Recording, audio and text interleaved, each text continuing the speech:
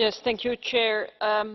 Last week, the delegation stood at the house where Jan Kuciak and Martina Kušnírová lived, and as Claude Moraes already said, it was an emotional moment, and it also gave a very strong sense of purpose to the work of the delegation.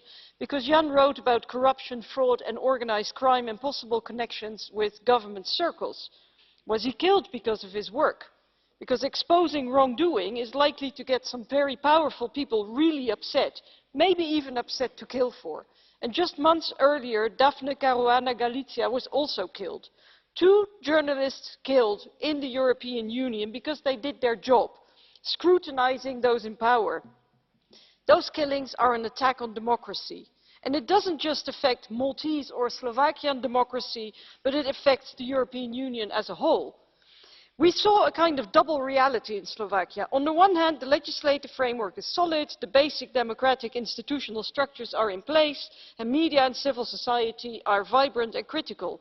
On the other hand, there is the parallel reality of corruption, fraud, state capture and organised international crime. In this shady world, it's very difficult to distinguish between truth, half-truths, lies and imagination. And this uncertainty creates a climate of deep distrust and frustration of citizens with the public institutions. It's therefore crucial that the murder investigation is independent. So I strongly advocate the full involvement of Europol, and not just to provide technical expertise, but with full access to the files.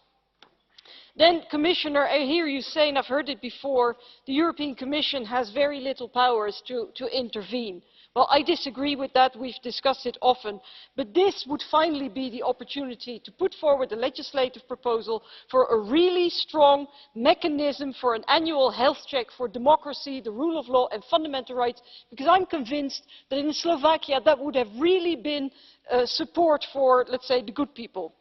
Finally, we found a nation that is in shock, traumatized and angry, but also a nation that is resilient. And our visit was a message to the people of Slovakia.